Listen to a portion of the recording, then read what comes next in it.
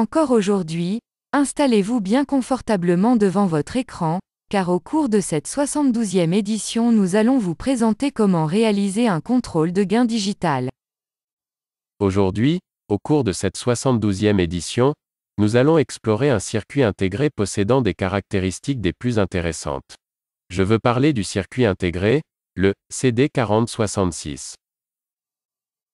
Le CD4066 est un quadruple commutateur bilatéral qui peut être utilisé pour la commutation de signaux analogiques et de signaux numériques. Il est compatible broche à broche avec le CD4016 et le CD4416, mais présente une résistance à l'état passant, beaucoup plus faible que ce dernier. Aussi, la résistance à l'état passant est relativement constante sur toute la plage d'entrée du signal. Afin d'apprendre à mieux le connaître, allons jeter un petit coup d'œil sous son capot. Le CD4066 se compose de 4 commutateurs bilatéraux, chacun avec des commandes indépendantes. Les interrupteurs peuvent être désactivés indépendamment et se compléter. Cette configuration élimine ainsi la variation de la tension de seuil du transistor de commutation avec le signal d'entrée et, de ce fait, maintient la résistance à l'état passant, faible, sur toute la plage de signal de fonctionnement. On a déjà souvent parlé de transistors, ou de MOSFET, opérant en mode commutation. On a vu qu'ils agissent comme des commutateurs. Ce type de dispositif basé sur des transistors bipolaires qu'ils soient de type NPN, ou PNP, ou encore, basés sur des MOSFET de type N, ou de type P, sont bien pour permettre la commutation du courant selon sa polarité. Par contre, les 4 dispositifs de commutation dans un 4066 fonctionnent vraiment comme des commutateurs analogiques. C'est-à-dire qu'ils sont très comparables aux relais électromécaniques. Cela signifie qu'ils peuvent commuter non seulement une tension positive, négative ou alternative, mais n'importe quel type de signaux, qu'ils soient analogiques ou numériques, par exemple de type audio, vidéo, signaux logiques, etc.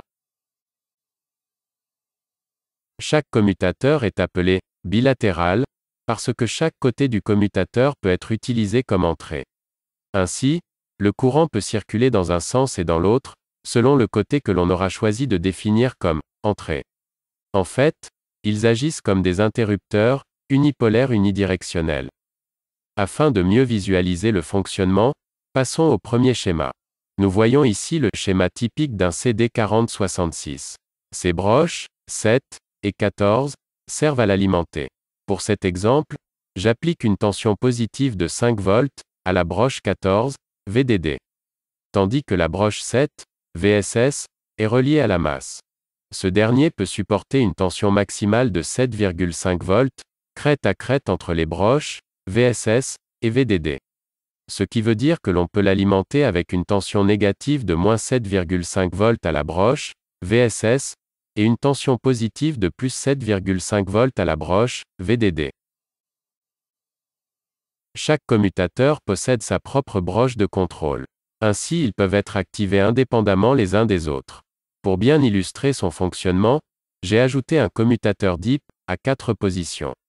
Ce commutateur à 4 positions est un dispositif intégrant 4 interrupteurs unipolaires unidirectionnels. Comme on peut le voir, j'ai relié ensemble un côté de chaque interrupteur à la source positive de 5 volts. Aussi, j'ai identifié, en partant de la droite vers la gauche, chaque interrupteur avec les lettres A, B, C, D. Selon sa position, chaque interrupteur contrôlera indépendamment chaque commutateur. Ainsi, l'interrupteur A, étant relié à la broche 13, contrôlera l'état passant ou bloqué du premier commutateur entre les broches 1 et 2. L'interrupteur B, étant relié à la broche 5, contrôlera l'état passant ou bloqué du deuxième commutateur entre les broches 3 et 4.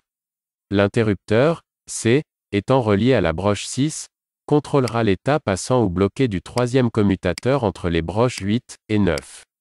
Et finalement, l'interrupteur D, étant relié à la broche 12, contrôlera l'état passant ou bloqué du quatrième commutateur entre les broches 10 et 11.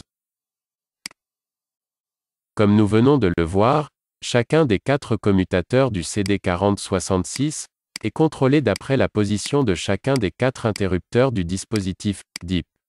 Rappelons que chacun de ces interrupteurs est unipolaire unidirectionnel, ce qui implique que chaque interrupteur ne connaît que 2 états, soit bloqué, off, soit passant, on. Ce qui est parfait pour dire que chaque interrupteur fonctionne en mode binaire. C'est-à-dire qu'à la sortie de chaque interrupteur on n'aura que 2 possibilités.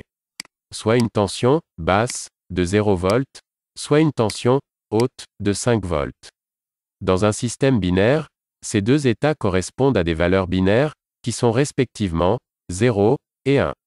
On résumera en disant que la valeur de chaque interrupteur est soit 0, lorsque l'interrupteur est en position off, ou 1, lorsque l'interrupteur est en position on.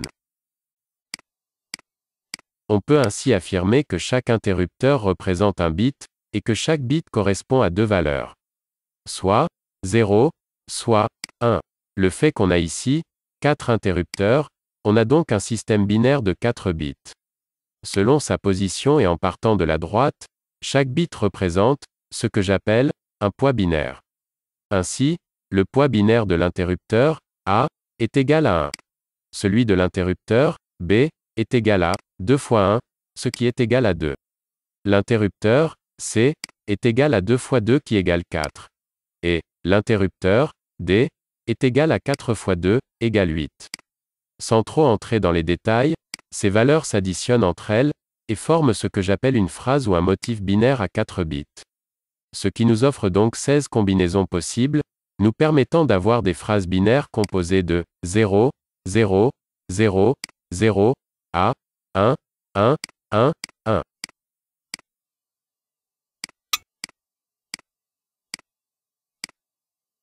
Zéro, zéro, zéro, zéro. 0, 0, 0, 1. 0, 0, 1, 0. 0, 0, 1, 1. 0, 1, 0, 0. 0, 1, 0, 1. 0, 1, 1, 0. 0, 1, 1, 1. 1, 0, 0, 0. 1, 0, 0, 1. 1, 0, 1, 0. 1, 0, 1, 1. 1, 1, 0, 0.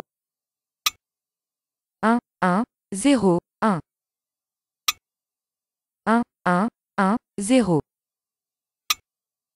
1, 1, 1, 1. 0, 0, 0, 0. Je préfère le CD4066 au CD4016, parce que dans leur état passant, ces 4 commutateurs offrent une plus faible résistance comparativement au CD4016. Donc une meilleure conductance. Cette résistance est tout de même plus élevée que s'il s'agissait de contacts mécaniques d'un interrupteur ou d'un relais unipolaire unidirectionnel.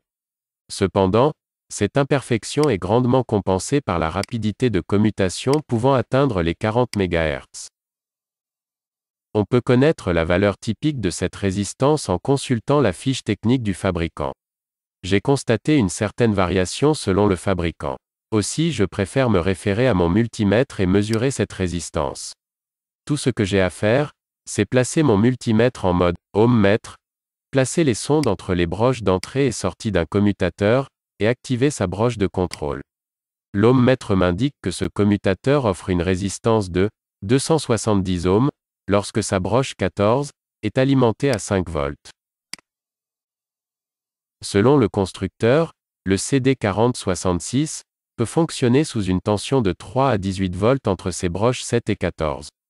Pour un rendement efficace, je préfère parler de 5 à 15 volts. Ce qu'il faut retenir, c'est que la tension d'alimentation a une incidence directe sur la valeur de cette résistance. Pour exemple, si je passe de 5 volts à 10 volts, la résistance chutera à 120 ohms. Et à 80 ohms si j'alimente le CD4066, avec une tension de 15 volts. Pour cette étude, je vais m'en tenir à une tension d'alimentation de 5 volts. Donc je prendrai pour acquis que dans un état passant, chaque commutateur offrira une résistance de 270 ohms. Pour le schéma qui va suivre, et dans l'unique but de nous permettre une meilleure visualisation d'ensemble, imaginons que je puisse séparer en deux, sur la longueur, le CD4466. Puis, je les place côte à côte sur un plan horizontal. Jusqu'à maintenant, on aura compris que le CD4066 est un circuit intégré à commutateur bilatéral quadruple, à logique CMOS, appartenant à une famille de circuits intégrés CD4000. Il dispose de 4 commutateurs analogiques, numériques, pouvant conduire dans les deux sens. Ces 4 commutateurs ont des entrées de contrôle indépendantes. Toutes ces entrées de commande sont équipées d'une protection par diode. De plus, le CD4066B présente à la fois des fonctions de transmission et de multiplexage de signaux numériques et analogiques. Contrairement au circuit intégré CD4016, il offre une faible résistance à l'état passant, et la résistance reste constante pour une gamme complète du signal d'entrée. Il a un large éventail d'applications. Pour n'en citer que quelques-uns, commutation et multiplexage de signaux analogiques et de signaux numériques. Circuit d'échantillonnage et de maintien. Signal gating, modulateur, démodulateur, hacheur, commutateur de commutation. Filtre de bande morte. Implémentation logique des portes de transmission. Commutation de réseau. Conversion de signaux analogiques numériques et numériques analogiques. Implémentation de la logique CMOS. Contrôle numérique de la fréquence, de l'impédance de phase et du gain du signal analogique. Au cours de cette présentation, j'ai opté pour la réalisation d'un contrôle numérique du gain, d'un signal analogique. Autrement dit, un simple contrôle de volume audio. Pour réaliser un contrôle de gain digital à partir de ce CD4066, et mieux comprendre comment il fonctionne, je vais dessiner le schéma, broche par broche en commençant par la broche 7 que je relie à la masse. Et la broche 14, je la relie à une source d'alimentation positive de 5 volts. Chacun des 4 commutateurs est commandé indépendamment par sa propre broche de contrôle. Je commencerai par la broche 13, elle contrôle le commutateur A. Suivi des broches 5, 6 et 12, correspondant respectivement au contrôle des commutateurs B, C et D. On pourrait comparer ces broches de contrôle à la base d'un transistor bipolaire, ou à la grille d'un MOSFET.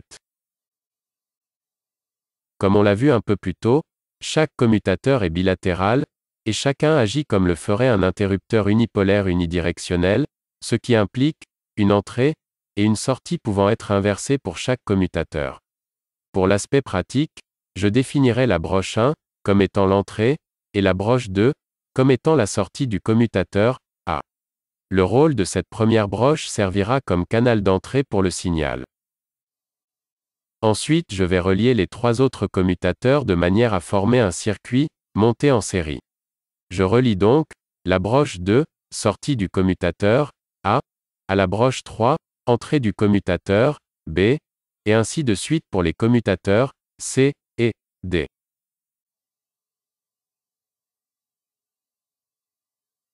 Étant donné que je veux contrôler le gain d'un signal audio analogique, j'ajouterai 2 connecteurs de type RCA. Le premier sera relié entre la masse et la broche 1. Il servira pour l'entrée du signal audio. Le second sera relié entre la masse et la broche 11, qui servira pour la sortie du signal audio. Comme on le sait déjà, un contrôle de volume standard n'est rien d'autre qu'un potentiomètre. C'est une résistance variable dont la valeur résistive dépend de la position de son curseur. Dans ce cas-ci, on remplace le potentiomètre par 4 résistances de valeur fixe qui seront, à la fois reliées, en parallèle avec chaque commutateur, et aussi reliées en série entre elles. Je commencerai par placer une première résistance, nommée R1, en parallèle avec le commutateur A. C'est une résistance de 1 kΩ. Parallèlement au commutateur B, et en série avec R1, j'ajoute R2. Une résistance de 2 kΩ. Ensuite, en série avec R2, et parallèlement avec le commutateur C. J'ajoute R3, une résistance de 4,7 kΩ. Puis je fais de même pour R4 avec le commutateur D. Il s'agit d'une résistance de 8,2 kΩ. Je poursuis en plaçant une résistance de charge, nommée R5, de 4,7 kΩ, entre la masse et la broche 11 correspondant à la sortie du signal. Je termine ce schéma avec un interrupteur, DIP, à 4 positions qui aura pour rôle de contrôler indépendamment chaque commutateur. Avant de poursuivre, j'aimerais préciser ceci. À ce stade, ce schéma est fonctionnel, mais incomplet. À cette étape de la présentation, j'utilise un interrupteur DIP à 4 positions pour contrôler, pas à pas, chaque commutateur afin de mieux voir comment ils réagissent avec les résistances. Plus tard, il sera remplacé par un compteur binaire à 4 bits, à double horloge. Pour le moment, voyons plutôt comment ce circuit remplace un potentiomètre.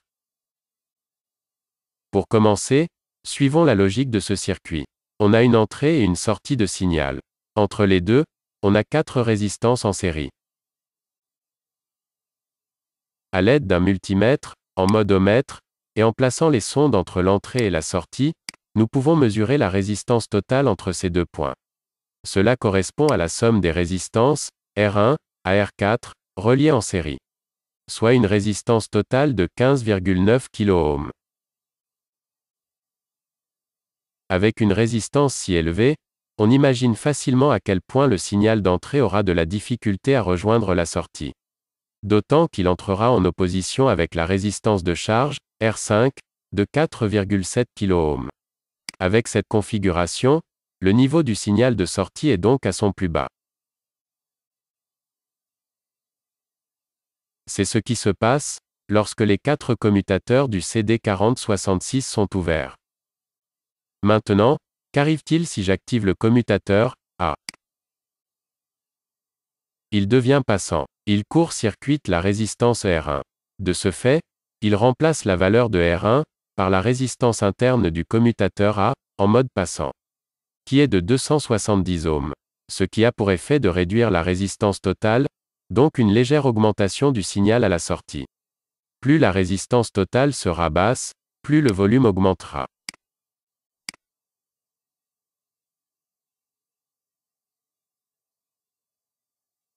Dès que les 4 commutateurs sont passants, la résistance totale n'est plus dépendante de R1 à R4, mais de la somme des résistances des 4 commutateurs en mode passant. Soit 4 fois 270 ohms, qui est égal à 1,08 kΩ.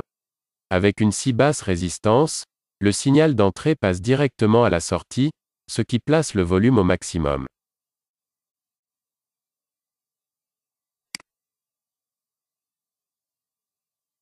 Bien entendu, si on ne s'en tenait qu'à cette démonstration, on aurait un simple contrôle du volume à 4 positions.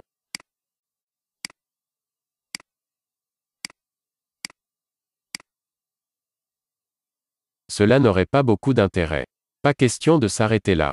Comme on l'a vu un peu plus tôt, on ne se limitera pas à 4 positions, on, off, mais aux 16 combinaisons binaires possibles. On entre ainsi dans un monde bien plus versatile. Une démonstration vaut 1000 mots.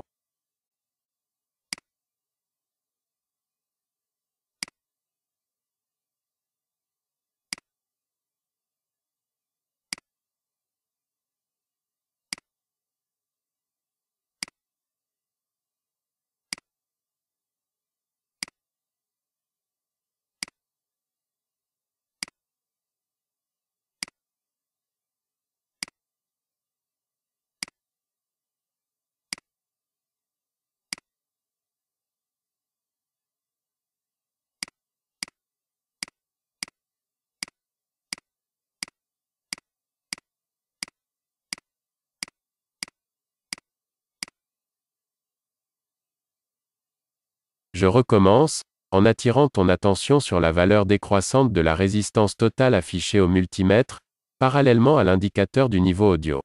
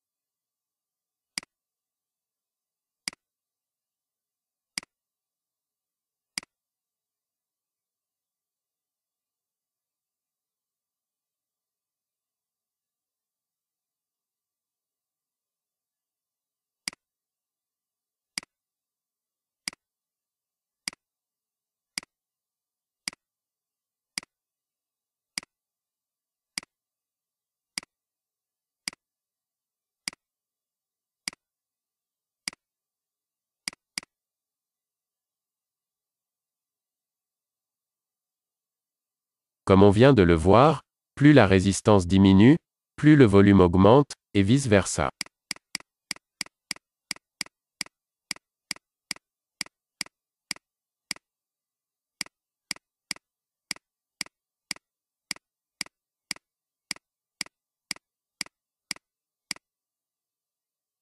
Revoyons, pas à pas, chacun des niveaux. Au niveau 0, les 4 interrupteurs sont en position 0.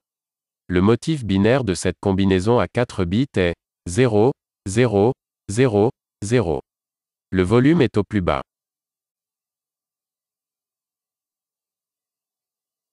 Au niveau 1, seul l'interrupteur A est en position 1. Le motif binaire sera 0, 0, 0, 1. De ce fait, le commutateur A devient passant, ce qui a pour effet d'atténuer la résistance R1. Le signal audio passe par le commutateur A, et non plus par R1.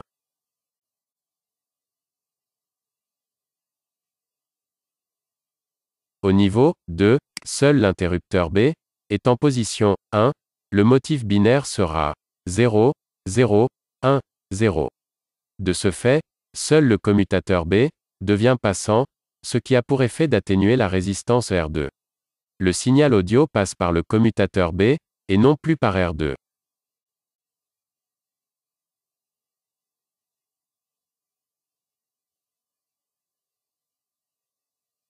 Au niveau 3, seuls les interrupteurs B et A sont en position 1. Le motif binaire sera 0, 0, 1, 1. De ce fait, seuls les commutateurs B et A deviennent passants, ce qui a pour effet d'atténuer les résistances R1 et R2. Le signal audio passe par les commutateurs A et B, et non plus par R1 et R2. Au niveau 4, seul l'interrupteur C est en position 1. Le motif binaire sera 0, 1, 0, 0. De ce fait, seul le commutateur C devient passant, ce qui a pour effet d'atténuer la résistance R3. Le signal audio passe par le commutateur C, et non plus par R3.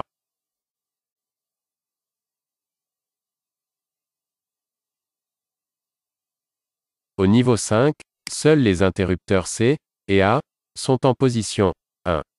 Le motif binaire sera 0, 1, 0, 1. De ce fait, seuls les commutateurs C et A deviennent passants, ce qui a pour effet d'atténuer les résistances R1 et R3.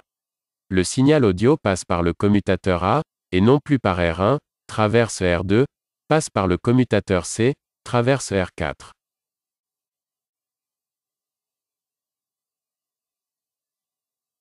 Au niveau 6, le motif binaire sera 0, 1, 1, 0. Au niveau 7, le motif binaire sera 0, 1, 1, 1.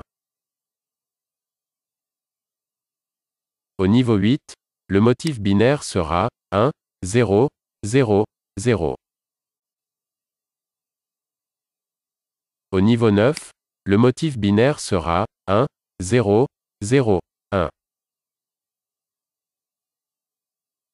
Au niveau 10, le motif binaire sera 1, 0, 1, 0. Au niveau 11, le motif binaire sera 1, 0, 1, 1. Au niveau 12, le motif binaire sera 1, 1, 0, 0.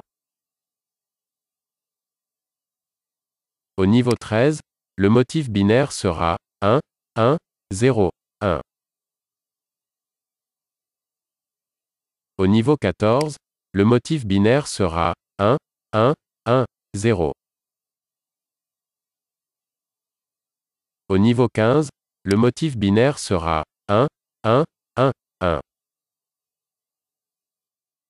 Maintenant que l'on comprend mieux comment fonctionne le 4066, voyons comment je remplacerai le commutateur DIP, à 4 interrupteurs, par un compteur synchrone ascendant, descendant, à 4 bits, avec double horloge. Voici le schéma typique d'un contrôle digital de gain. À la droite, nous apercevons le circuit intégré 74 193N. Il s'agit d'un compteur digital à 4 bits. Il possède une horloge ascendante, et une horloge descendante. Il possède aussi une fonction de remise à zéro commandée par le bouton poussoir, Reset. Ce compteur agira comme le faisait le commutateur DIP. Il additionnera les bits grâce au bouton poussoir nommé Up, et les soustraira grâce au bouton poussoir nommé Down. Ces 4 sorties aux broches 3, 2, 6 et 7 contrôleront respectivement les canaux A, B, C et D du 4066. Chacune de ces sorties ne connaît que 2 états, soit 0, soit 1. Pour mieux visualiser son fonctionnement, allons de ce pas dans le logiciel de simulation. Je reprends ici, dans le simulateur, le circuit du CD4066 tel qu'on vient de l'explorer. Seulement, j'ai remplacé le commutateur DIP à 4 interrupteurs par un compteur binaire à 4 bits, le 74 193N. Ce circuit intégré à 16 broches possède 2 horloges synchrones. L'une est ascendante, l'autre descendante. Ces 2 horloges sont contrôlées par les 2 boutons poussoirs, Up and Down. Il intègre également une fonction de remise à zéro contrôlée par le bouton poussoir, Reset. Sans trop entrer dans les détails de son fonctionnement interne, disons tout simplement que ce compteur à 4 bits possède 4 sorties binaires. Chaque sortie ne connaît que 2 états, soit 0 ou 1. 0 correspond à l'état bas, et 1 correspond à l'état haut. Lorsqu'une sortie est à l'état bas, il y a 0 volts à cette sortie, par contre à l'état haut, on prélèvera une tension de 5 volts.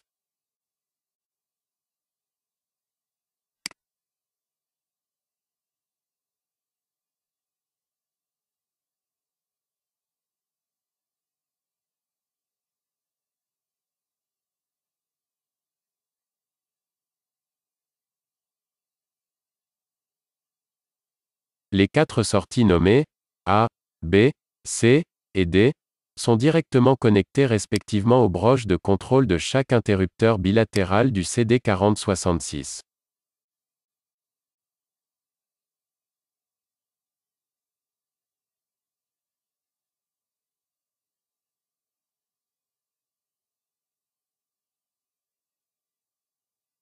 Pour mieux visualiser l'état des 4 sorties, j'ai ajouté un dispositif composé de 4 probes témoins qui s'illuminent dès qu'une sortie quitte l'état bas, pour passer à l'état haut.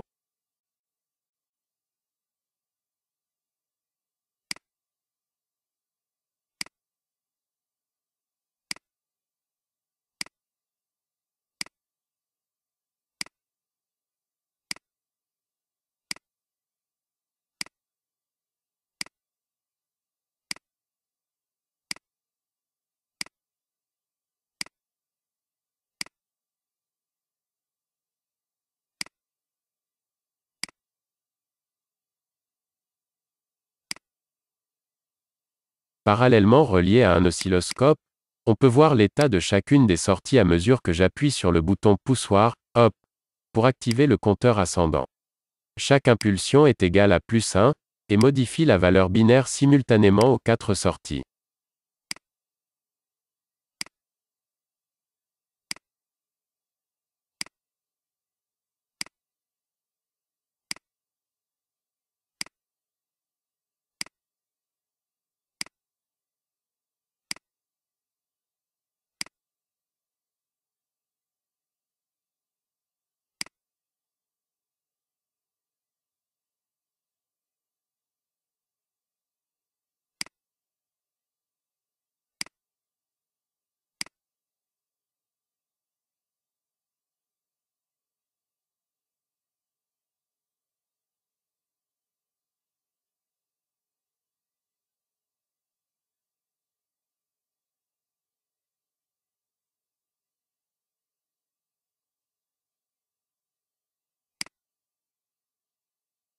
Comme on l'a vu à l'aide de l'oscilloscope, à chaque pression sur le bouton poussoir Up, le compteur binaire augmente le niveau d'un cran.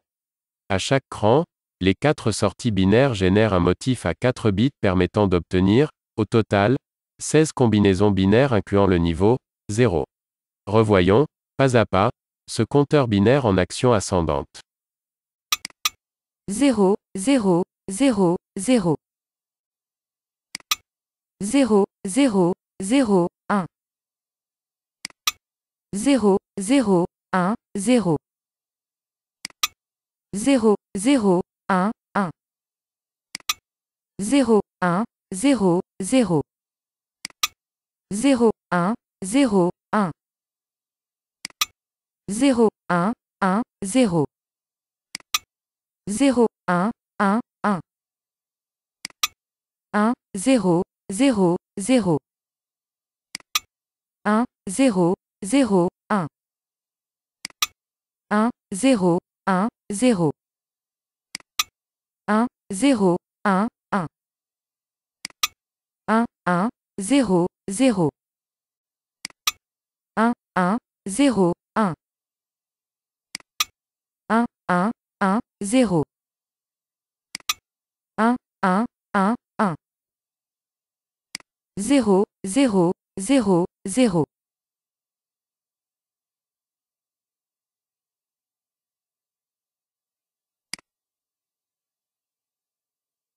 Si tu as bien observé, tu as certainement constaté ce détail.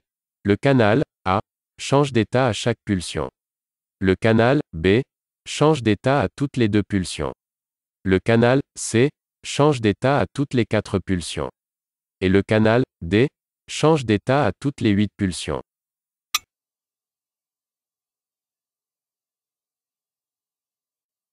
Nous voilà de retour dans le simulateur. Maintenant qu'on en sait un peu plus sur le fonctionnement du compteur binaire et comment il contrôle chaque commutateur bilatéral du CD4066, voyons de plus près comment réagit le CD4066 lorsqu'on lui applique un signal analogique à son entrée. Au cours de cette simulation, j'utiliserai un générateur de signal, réglé pour générer une onde sinusoïdale de 500 mV, qui sera reliée à l'entrée du CD4066. Aussi, un oscilloscope nous révélera en rouge ce signal d'entrée, et en vert, le signal à la sortie.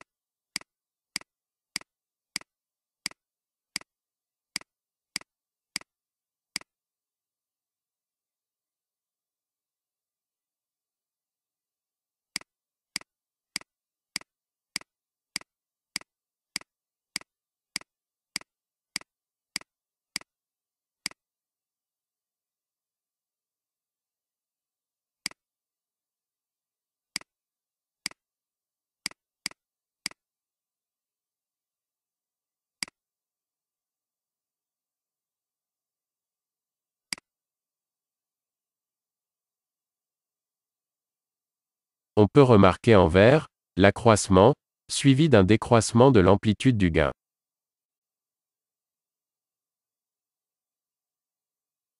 Avec un signal d'entrée inférieur à 700 mV, on obtient à la sortie une onde sinusoïdale symétriquement similaire. C'est-à-dire, sans déformation.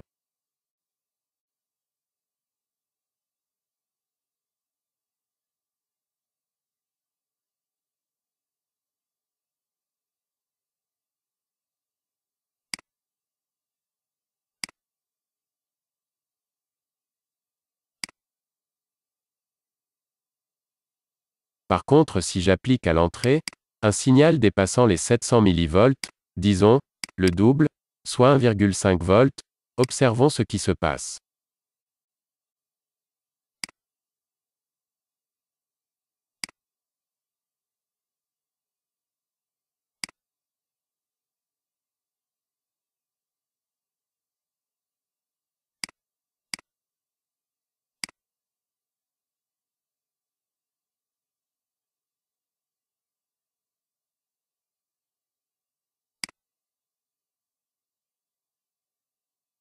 On peut voir que la partie négative de l'onde sinusoïdale est rabotée. Cela aura pour effet de générer de la distorsion. Pour y remédier, on devra modifier l'alimentation du CD4066. C'est au niveau de la broche 7 qu'on apportera une modification. Présentement, elle est reliée à la masse. Je débranche la broche 7 de la masse, et la brancherai à une source d'alimentation négative de 5 volts.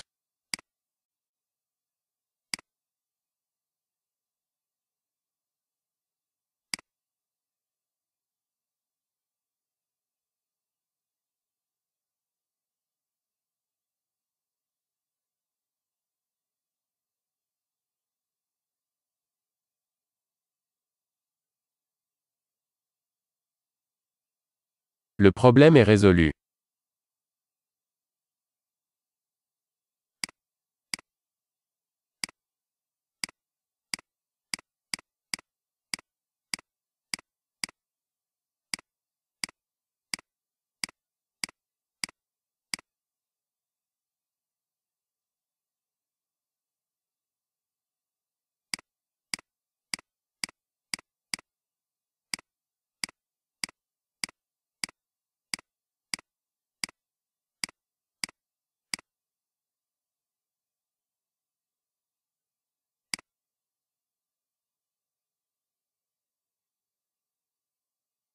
Peu importe la forme du signal d'entrée, sinusoïdal, en dents de scie, ou carré.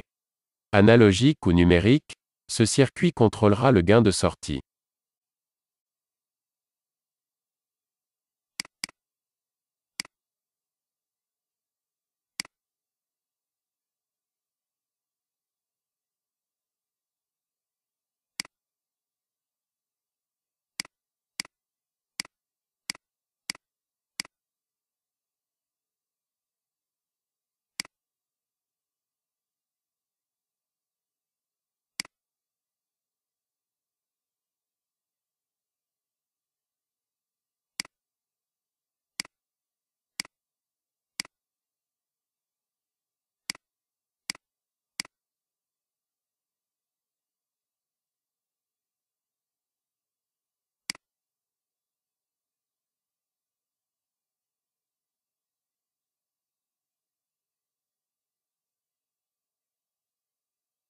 Voilà qui conclut cette présentation. En espérant que cette vidéo vous en a appris un peu plus sur le CD4066 et le 74-193. Il serait bon d'ajouter que ce schéma est la base typique pour réaliser un contrôle de gain digital de signal analogique ou numérique. On peut aussi l'adapter à d'autres fonctions, par exemple, en remplaçant les 4 résistances par des condensateurs pour contrôler digitalement la fréquence d'un 555, ou par des bobines pour contrôler digitalement l'impédance d'un circuit.